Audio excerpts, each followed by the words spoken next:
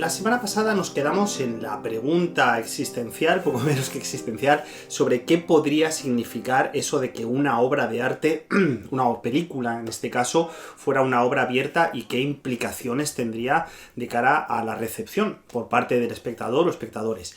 Bueno, la cosa tiene su miga, sobre todo si tenemos en cuenta esa especie como de paralaje que proponía en el último vídeo, extraño paralaje entre por un lado el creador, que propone un mensaje, no exactamente un mensaje, digamos una experiencia realizada, configurada a partir del desorden del mundo, y por otro lado el lector o lectora que tiene que hacer algo con esa especie de ordenación formal, esa forma, esa construcción amplia de materiales, y tiene que llevarla a algún lado, ¿no?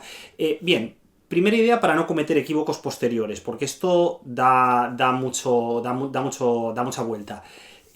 Ya se extrapolaba de lo que comenté la semana pasada, pero no está de más decirlo de nuevo. La relación entre creador y lector no es simétrica, es decir, es jerárquica. ¿Esto qué quiere decir? Quiere decir que, bueno, sí, durante un tiempo se puso muy de moda decir que éramos nosotros los que construíamos los textos, que el autor había muerto, que esto es muy de Foucault, ¿no? No solo, pero también de Foucault. Pero vamos, toda esta idea de que el lector configuraba desde su subjetividad absoluta y total la materia formal para poder hacer la lectura de la película o a que quisiera.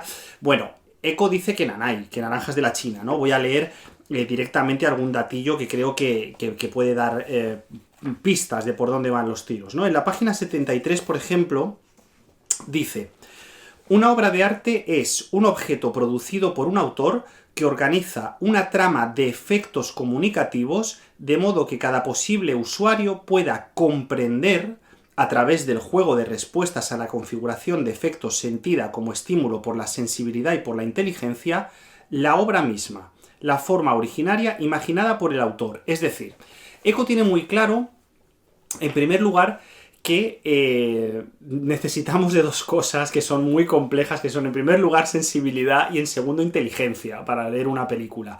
Por sensibilidad y por inteligencia podemos discutir mucho sobre qué significan, pero vamos, creo que es un debate que no nos llevaría muy lejos y que ustedes mismas pueden tomar las decisiones que consideren apropiadas, pero desde luego sin sensibilidad y sobre todo sin inteligencia es muy complicado acceder al corazón de una obra, sobre todo de una obra de arte, ¿no? De una película a la que se le presupone una complejidad, ¿no?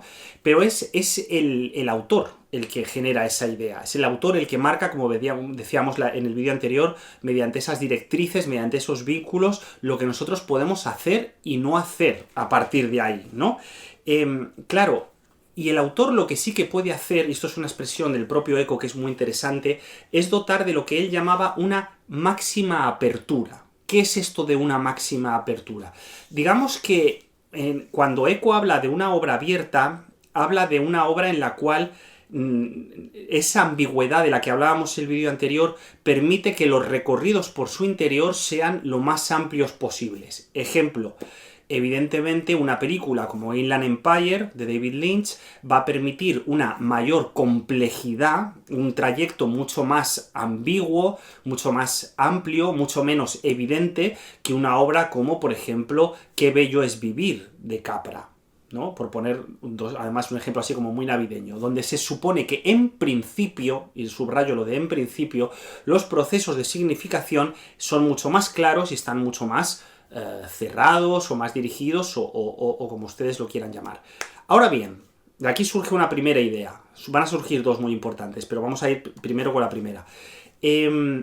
No hay ninguna obra absolutamente abierta ni ninguna obra absolutamente cerrada. Es decir, la aperturidad de una película es un grado, es una especie de espectro de posibilidades, ¿no? Pues evidentemente el espectro de lecturas de Inland Empire es en principio mucho más amplio que el espectro de lecturas de Qué bello es vivir. Pero claro, es que una película como Qué bello es vivir, que es cine clásico norteamericano, con un mensaje además aparentemente claro, en el momento en el que uno empieza a leerlo, ve que no le salen más que ambigüedades. Es decir, que una película, o sea, que Qué bello es vivir se puede leer como una película de terror, que es una película con una crítica al capitalismo en el fondo, donde la idea de la familia, del grupo social se pone en duda en muchos momentos, donde el personaje de James Stewart es profundamente ambiguo, donde los personajes y la función de la religión y de la creencia es provocadora, en el mejor sentido de la palabra, que provoca, que invita a posiciones opuestas, diametralmente enfrentadas en muchos casos. O sea, que no es que una película como Qué bello es vivir de pronto se le pueda extraer una lectura, o La fiera de mi niña, o yo que sé, cualquier película del clasicismo que ustedes prefieran. No, las películas siempre tienen un grado de aperturidad notable. Otra segunda idea que también hay que tener muy en cuenta. No se puede decir que jerárquicamente el grado de aperturidad de una obra garantice que sea mejor que otra. Quiero decir, hay piezas ultra abiertas, piezas de videoarte, películas supuestamente complejas, que cuando uno las ve realmente no puede rascar gran cosa, no puede rascar gran cosa, o por su grado de hermetismo, o por su quiero y no puedo, o por un tono engolado. En realidad, todo se dice de manera muy rápida, porque no tiene, lo que decía Eco, ni directrices, ni vínculos para poder leerla. Entonces, una película puede parecer súper compleja, súper moderna, súper intelectual, súper oh yeah, pero si no te da directrices y vínculos para poder leerla, se acabó. Esa película no vale absolutamente para nada, por mucho grado de aperturidad que finja, ojo, porque fíjense que aquí el matiz es importante, ¿no? De tal manera que, pues eso, películas del clasicismo, como Centauros del Desierto, como Qué bello es vivir, yo que sé, como La calle 42, que aparentemente son películas clausuradas, ojo, o más clausuradas, ojo, porque tienen unos vínculos y unas direcciones de lectura infinitamente superiores. Luego, no se puede hacer una especie como de comparativa, esto decirlo en los años 60 además tenía un punch, ¿no? Un golpe muy importante. No se puede decir que una gran complejidad implique necesariamente una gran calidad en el proceso de lectura. Pues no. O sea, conseguir realmente una gran complejidad y al mismo tiempo una ambigüedad y al mismo tiempo una gran riqueza en el diálogo con el espectador, en esa lectura, eso está al alcance de muy poca gente. Pues estoy pensando en, pues eso, en Chantal Akerman, estoy pensando en el Jean-Luc Godard de Pasión, estoy pensando en, pues eso, decía hace un momento, en Inland Empire, ¿no? Por hablar de algo un poquito más cercano. Entonces, claro, no... Digamos que al final, si juntamos estas dos ideas, ¿no? Nos damos cuenta de que sí, el lector elige, nosotros elegimos como lectores cómo recorremos una película, pero ojo, lo elegimos siempre siguiendo unos patrones que son los que la obra fija. Y yo aquí, de hecho, me atrevería a ir un poquito más lejos que Eco, simplemente por nuestra experiencia en los últimos 40 años en la teoría fílmica. Esto es algo que él no podría, desde luego, en aquel momento imaginar. Pero a poco que lo piensen, se darán cuenta de que las capacidades de lectura vienen dadas por el interior del texto, por lo que fija el interior del texto, lo que podríamos llamar un criterio interno de lectura, pero también, y esto a veces es una suerte y otra es una desgracia, por el criterio externo de lectura, es decir, por lo que nosotros como espectadores llevamos en nuestra mochila metodológica, porque al final un analista fílmico o un crítico, que sean más o menos buenos, siempre tiene una metodología de trabajo. Otra cosa es que lo sepa o que la haga aflorar o que tenga cierta profundidad, ¿no? Pero al final es lo que separa una lectura de una película de me gusta, no me gusta, es muy divertida, me lo he pasado muy bien, no he entendido nada, es un coñazo, a una lectura donde haya una apreciación rigurosa. Y hay una serie de herramientas. Y esas herramientas también de alguna manera configuran lo que uno va a buscar dentro de una película y lo que encuentra. Pues si al final uno tiene una metodología, vamos a decir, por ejemplo, se me ocurre, que se focaliza en el estudio colonial de las películas, pues cuando uno vaya a ver cualquier película, lo que va a buscar es algo que le resuene a él o a ella y le interese con respecto a su metodología o a su aparataje, ¿no? Entonces, pues ahí vemos un poco lo que nos interesa con respecto a si somos, pues más o menos de la escuela cognitiva, más o menos psicoanalítico, más o menos de los estudios culturales queer, más o menos del feminismo de la segunda ola, de la tercera ola o de la cuarta ola, yo qué sé, ¿no? Esto es un complejo. Es un complejo y es muy complejo, las dos cosas. Porque al final hablamos con las películas desde lo que las películas nos dan, que sería lo ideal, pero también desde lo que nosotros le metemos a la película. Y ya digo, esto tiene muchos matices y no tienen por qué ser negativos. O sea, la lectura del cine, por ejemplo, en el vídeo anterior hablaba de Carlos Losilla, la lectura del cine que propone Carlos Losilla en términos mayúsculos y es una lectura mayúscula, está muy dominada, muy atravesada por una lectura que él hace del concepto de melancolía en su tesis doctoral y en general en todo su trabajo, ¿no? Que de alguna manera domina, y creo que en su caso es algo positivo porque le da mucho rigor y mucha coherencia, todo lo que él saca de las películas. Entonces, ese aparataje no tiene por qué ser negativo. En otros casos, cuando lo que impide el aparataje es entrar a dialogar con lo que la película fija, pues ahí ya la cosa se complica, ¿no? Esto es complejo, y ya digo que luego cuando lleguemos a texto y interpretación y sobreinterpretación y a los límites de la interpretación y a todo esto, veremos que nos vamos a dar un golpe ahí, porque esto es complicado. Entonces, al final, un poco como para sintetizar esta idea mayor, ¿no? Fíjense cómo define Eco, página 34, la obra, ¿no? Cómo define la idea, ¿no? Dice, una obra es aquello que dota de propiedades estructurales definidas que permitan, pero coordinen, la alternativa de las interpretaciones y el desplazamiento de las perspectivas. Vale. Bien, hasta aquí estamos todos de acuerdo. ¿Qué es lo que pasa? Y aquí hay un problema que está en obra abierta y que ya apuntaba en el vídeo anterior, pero al que hay que detenerse, ¿no? Eco, cuando escribe esto, finales de los 50, principios de los 60, está fascinado con la idea de la multiplicidad de interpretaciones. Está fascinado con si se puede decir todo de una película. Y aquí está el problema, uno de los problemas que luego él resolverá maravillosamente en sus obras posteriores, pero que hay que detenerse, ¿no? En varios momentos del libro, Eco apunta, y digamos que sí que parece apoyar esa idea de las infinitas interpretaciones de la obra, que es un problema muy complicado. Es el viejo problema al final del análisis interminable, ¿no? Del texto freudiano de análisis interminable o interminable, que lo seguimos arrastrando aquí, desde luego, en teoría fílmica. Fíjense, en la página 98, por ejemplo, dice: las obras abiertas, en cuanto a movimiento, se caracterizan por la invitación a hacer la obra con el autor. Vale, hasta aquí ya empezamos a ver los problemas, ya hemos hablado de ellos. Dice, toda obra de arte, aunque se produzca siguiendo una explícita o implícita poética de la necesidad, está sustancialmente abierta a una serie, y atención a la expresión literal, virtualmente infinita de lecturas posibles, cada una de las cuales lleva a la obra a revivir, según una perspectiva, un gusto y una ejecución personal. Claro, aquí el red flag, ¿no?, que dirían los modernos ahora, es la expresión serie virtualmente infinita de lecturas posibles.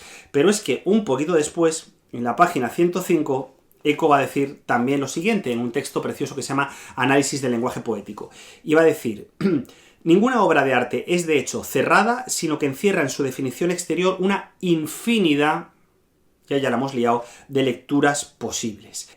Cuando Eco, y es que era súper inteligente, escribe esto, ya está totalmente metido en el debate de la relación que hay entre comunicación, sistema referencial y sistema emotivo. Es decir, no podemos dejar que las emociones que suscitan las obras estén por encima de los valores referenciales y comunicativos, es decir, de que las obras digan lo que digan.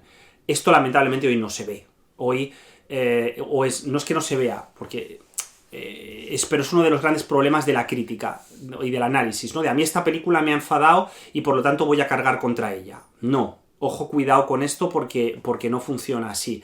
Hay una capa que es emocional, donde todos tenemos emociones y está muy bien, cada uno la suya o las suyas, no tienen por qué coincidir, pero hay una capa que es referencial y es comunicativa. Donde se generan los significados es en la referencial y en la comunicativa. Y a partir de ahí podemos dialogar con la cuestión de los afectos, de si yo me siento así, asá, si soy un ciudadano así, asá. Muy bien, eso me parece estupendo, que uno se sienta de una manera o de otra. Pero eso no puede de ninguna manera negar la importancia y la relevancia de esas otras capas, la referencial y la comunicativa, y las relaciones que se establecen entre ellas, ¿no? Porque al final es que los afectos no se entienden sin el campo semántico que los provoca, y si uno no está atento al campo semántico, pues se acabó, aquello se va a tomar por saco. Claro, aquí es que la cuestión de la predecibilidad es fundamental para entender esto. Fíjense, hace cosa de nada, unos segundos estaba citando a Barthes y no me estaba yendo muy lejos, porque desde este mismo momento,